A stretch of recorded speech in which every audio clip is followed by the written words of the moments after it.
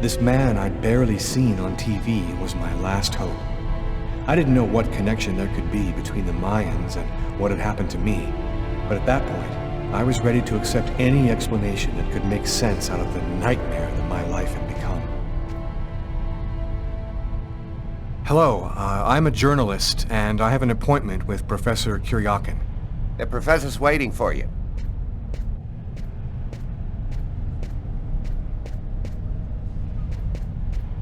Polychrome tripod seat. Origin, Mexico.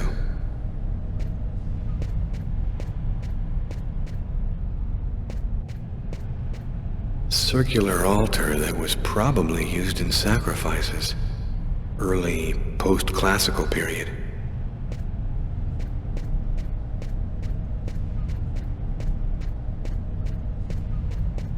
Professor Kuriakin? Yes? My name's John Cunningham. We spoke on the phone. I'm a journalist, and I'm gathering information for an article I'm writing about the Mayan religion. Ah, yes, I've been waiting for you, young man. What paper did you say you write for once again? I write for National Geographic. Bizarre. I know that magazine well, but I've never heard of this man before. It's curious, but your face seems familiar to me. Have we met somewhere before? Yeah, I get that a lot. I guess I must have one of those boring faces everybody sees everywhere. Well then, let's have a go at it. Where would you like to start?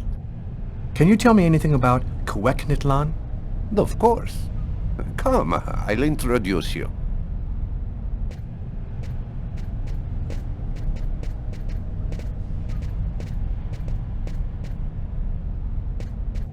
You see before you the ancient Mayan god Cuecnitlan, the serpent with the two heads. One head sees in this reality, the second in the other world. By opening both mouths, the Mayan oracles could see through the serpent into the other world. Could you explain this other world? Oh, the world beyond our own, the kingdom of the gods and the dead. The Mayans believed that human sacrifices allowed them to hear the voices of the deceased and see into the future. Tell me, how did the sacrificial ceremony work? Come, I'll show you.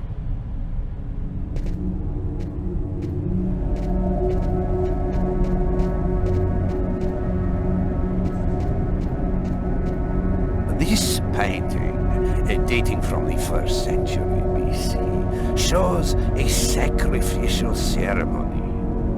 The victim's agony must have lasted quite some time, the priority being to keep the mouths open as long as possible.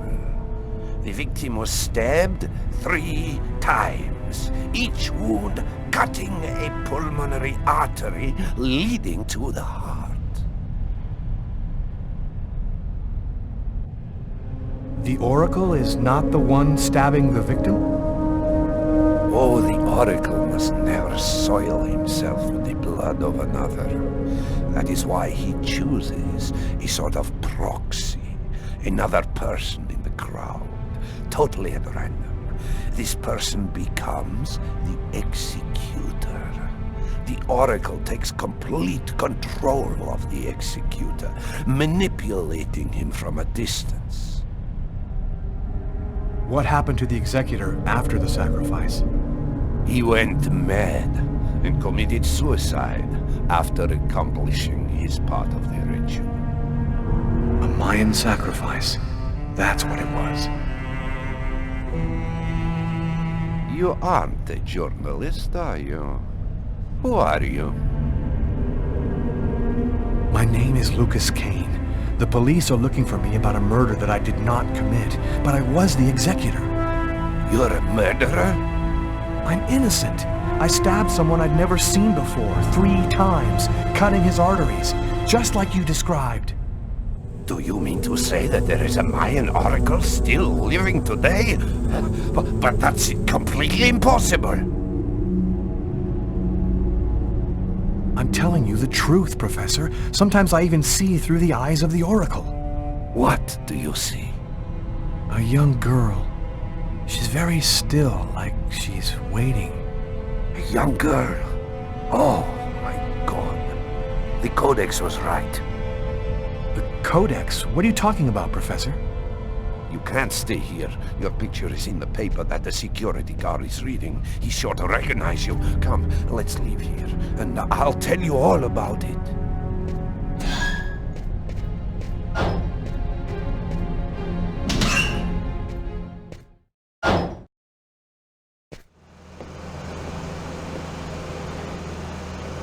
Thank you for your help, Professor.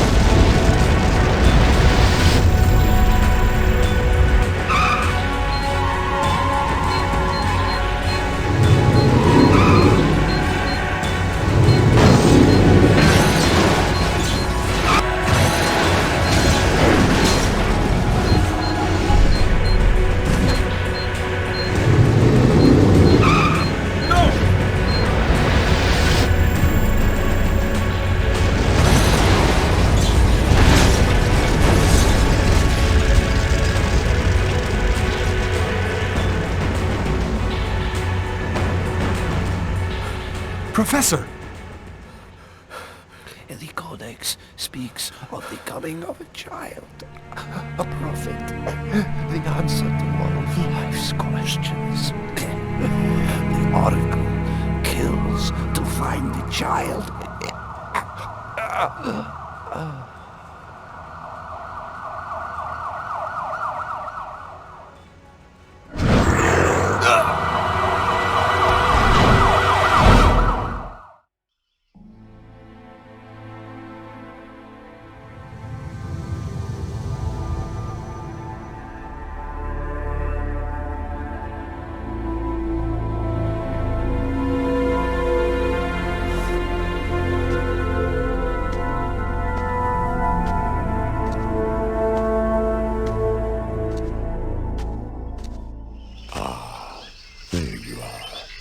I've been looking forward to meeting you. Few men are capable of resisting an oracle. What is there so different about you?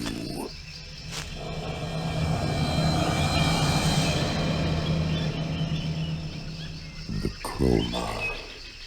You have the chroma. So that explains it. How did you ever acquire such a power? No matter. What matters is, the time has come for you to die. The chroma? What does that mean? The force that created the universe. The origin of everything. It gives extraordinary powers to those who possess it.